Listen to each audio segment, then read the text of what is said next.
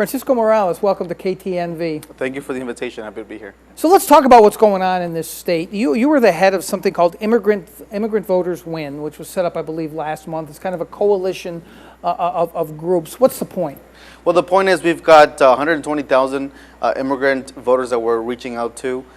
We feel that this year is such an important year to make sure their voices are heard, but most importantly, that they turn out to vote. We know that some of these voters are sporadic voters. They vote sometimes they stay home, but this year we cannot afford to have them stay home and not vote in such an important election. Let's talk about that. You say they're sporadic voters, and there's always been talk, since I've covered politics here for way too long, about immigrant voters, and it is tough to get them to the polls, and yet Hispanic turnout was significant in 2008. It was better in 2012. Of course, went down in 2014, which was a disaster for the Democrats. I keep hearing 20% of the electorate. Is that the goal? Is there a bigger goal? What's the goal? You know, the goal is to have historic turnout. We're going to beat the previous records that have been set. You think so? I do think so. I think the elements are right. I think that there's been enough harsh rhetoric against the immigrant community, and it's important for us to reach out to them. You know, you've mentioned that we've had great turnout in previous elections, but that didn't happen by itself. You know, we've been working really hard for many, many years to make sure that we have a system, a machine in place to reach out to those voters, talk to them directly, and talk about what they care. That's been such a key element of this campaign, going to their doors and talking about what issue they care about and talking one-on-one with them and just energizing them and making sure they have the tools and the dates and the general logistics issues that they need to make sure they go out and vote this year. Why would the turnout generally be sporadic? Why are these the kinds of voters who wouldn't ordinarily turn out? Is it a cultural thing from where they're from and they're here and the system is strange to them? Is it they don't believe in the system? What's the reason? I think it's a multi-tiered reason. Sure, their place of birth or where they come from, the elections might not be as well defined and organized and credible as the ones here in this country. Or even democratic, maybe. Or even right? democratic, yeah, sure. And so many of them come with the mindset that my vote doesn't count. You know, who knows what's going to happen to the ballot the moment I go in and write my name? Who knows if someone's going to just throw it away or if it's going to get burned in a backyard somewhere? And also, education is so key. We are reaching out to folks, and we're not just saying you should go and vote this year because it's important. We're talking about the need to get comprehensive immigration reform done, and to that, we're telling them these are the candidates that we need in order for us to get immigration reform done. And of course, Donald Trump has been the greatest, one of the greatest organizers that we've had so far for the immigrant vote here in Nevada. So, you know, we're definitely working hard to make sure that they get the tools they need. I think maybe it was at the announcement press conference that you talked about Donald Trump's, what you called, I think the quote was hatred and bigotry, and that's what you're referring to, and that's energizing the Hispanic vote and the immigrant vote maybe like nowhere else. I know you did a state of the race here today, called today with a lot of other activists. The state of the race here is not as great as it is for your side as it is in other states where Trump is collapsing. He's pretty close here in the polls, almost every poll I've seen. Why do you think that is? You know, Nevada is just such a dynamic state. We don't have one or two types of voters. We've got all kinds of voters, from voters in the rurals to voters in urban areas, sporadic Latino voters, AAPI voters. We've got just such a diverse electorate here. And we've seen this time and time again that the polls are always closed, usually in Nevada. And our goal is to outperform not only the previous election's electorate, but outperform the polls. That's what we seek to do. We seek to outperform the sample size that they use, the sample makeup. If they use 16% Latinos in these polls, we're going to do 20% or 19% or whatever it is going to be. But there have been some ones with high Hispanic percentages. I think the last one I saw had 23% Hispanics, and still Trump is close. What I'm wondering is it, after describing this cohort of voters, Trump's new message is, in the reset, right, that he has now, there's going to be a softening. Why not take a chance on me? The system is rigged. I bet a lot of voters you talk to feel alienated from the system, might be receptive to that kind of message, no? Sure.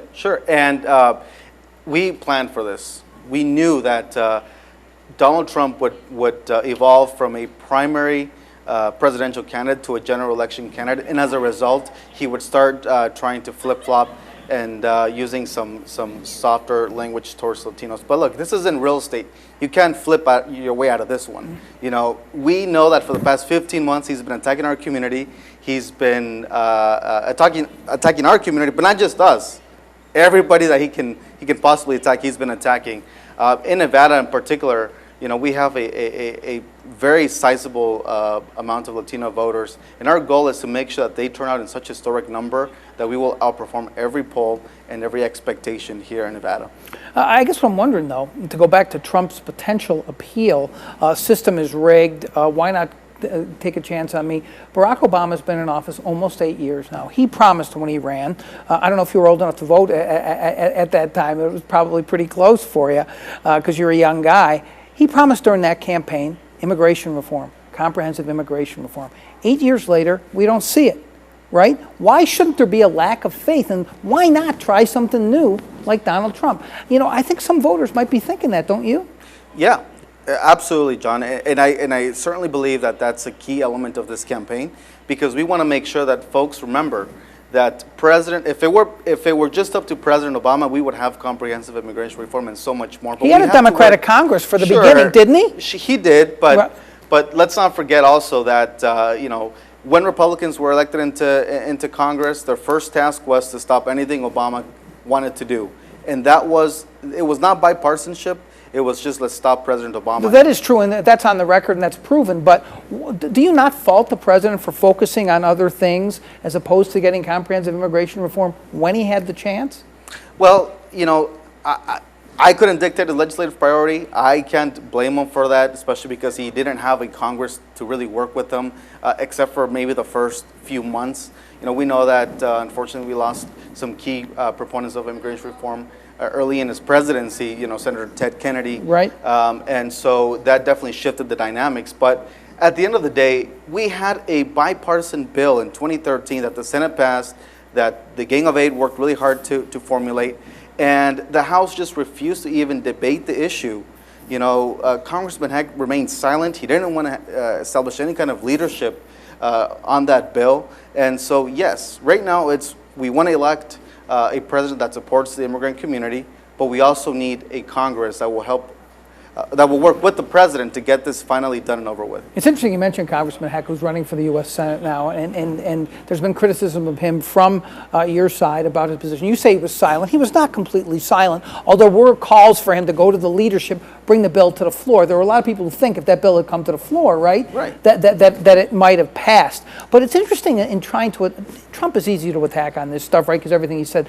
But Heck, to me, it seems a little different. He has said he's for a path to citizenship. He has said he supported most of what was in that bill in the Senate. He didn't like some of the border security provisions. It's a little bit, isn't Heck a little bit of a softer target for you guys? Well, he would have been, except that he has not denounced Donald Trump.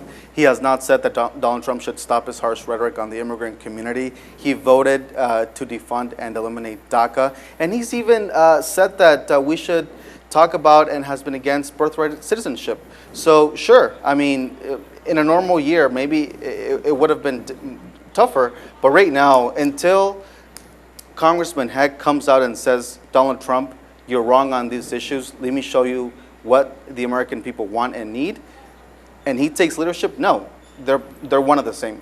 The birthright citizenship is interesting. He's never actually voted for that. He said it should be part of the discussion. I think that's generally the quote that he has used. The DACA, deferred action for childhood arrivals, his position on the DREAM Act, et cetera, has been more about process, hasn't it, than it has been the substance of those. In other words, he has been against the executive orders when you say defunding. He really says the president shouldn't be able to dictate to Congress. Why does that not matter to you? Well, it matters, and specifically, Congressman Heck has said verbatim that he believes that you should have one U.S. citizen parent born in the United States in order for you to pass on that citizenship to your child. He said that a long time ago, right? He's evolved on that position, correct? Well, I mean, he's flip-flopped, and now that he has to run statewide. Okay. You know, it's easier to have those tough positions when you're running in CD3 for re-election or election, and now that you have to appeal to a broader electorate, of course, now you're being a little softer. But look, DACA has been such an important key piece of the president's legislative agenda. In Nevada, we have so many dreams that have benefited from DACA. And sure, maybe he doesn't agree with the process, but the reality is that it is now something that USCIS is doing. They've challenged it in the court as well, but they have failed, so it's legal. They didn't challenge the 2012 DACA at all. What's in the Supreme Court right now is the expansion of DACA and TAPA. Right. So if it's legal and the president was within his legal authority to do that, there's no process.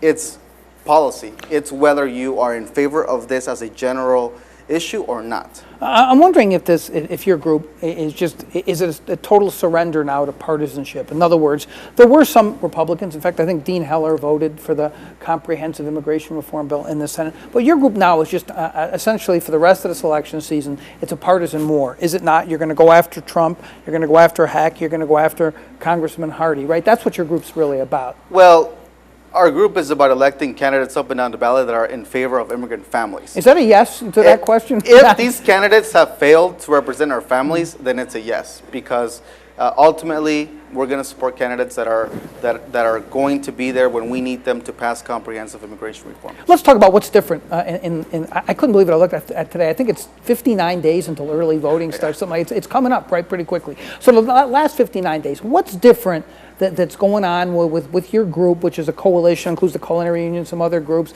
Plan is involved, other groups. What's different about what's going to happen in the last 2 months here until early voting starts than happened in 2012 and 2008? I've written about it. The Reid machine was formidable, right? But you got to add on. You're adding on to that. Is there something different going on, and where's the funding coming from to whatever different you're doing? Well, I think that there are so much more than just political campaigns, candidates, and political parties.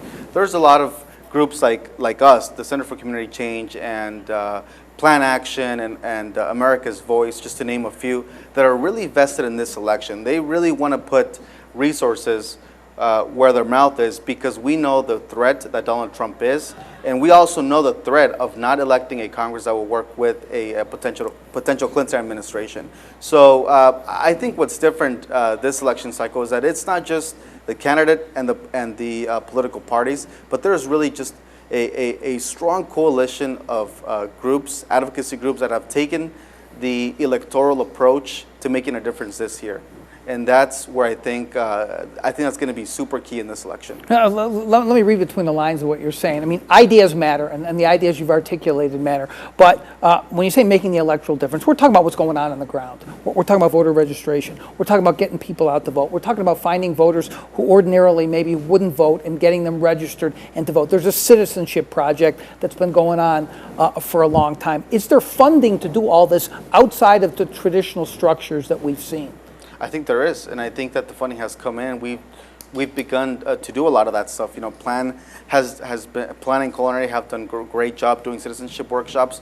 But yes, advocacy groups sometimes focus a little bit too much on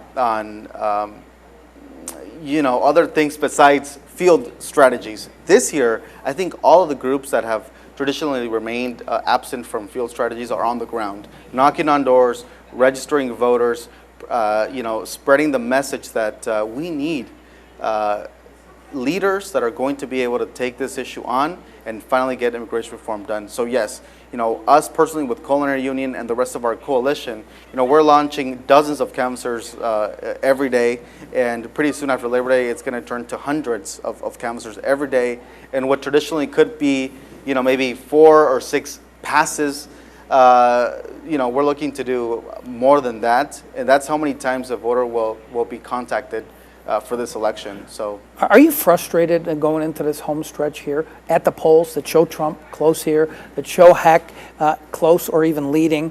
There hasn't been any real polling I've seen in the Ruben Keywen Crescent Hardy race. That one, if you guys lose that, you should never show your faces again, right? But seriously, those top 2 races, you got to be worried going into the home stretch. Do you wake up in the morning, Francisco Morales, and say to yourself, how can these races be as close as they are? My former boss, Congresswoman Titus, said once to me, she's like, either you have to run scared or unopposed. She stole that from Dick Bryan, by the way. I'm going to call her a plagiarist now. and I believe that every single day. Every single day I wake up at the polls, every single from 2010 until today, that showed us in a very close race against Sharon Angle. As a matter of fact, even some of the PPP polling showed us down a few points going into the election. And so I wake up every day saying that we're going to win the election and we're going to beat and outperform these polls. So I'm not frustrated. It's part of Nevada. It's part of the beautiful Nevada chemistry. And instead of being frustrated, I actually get excited to be able to say these polls showed us, equal or down a few points, but in reality, we outperformed them. And come November 8th, we'll be celebrating. As excited as you were to be here today with me? That excited? Yeah, very excited. Oh, okay. Francisco Morales, it's been a pleasure having you on the program. We'll have you back. Thanks for coming on. Good luck this year. Thank you.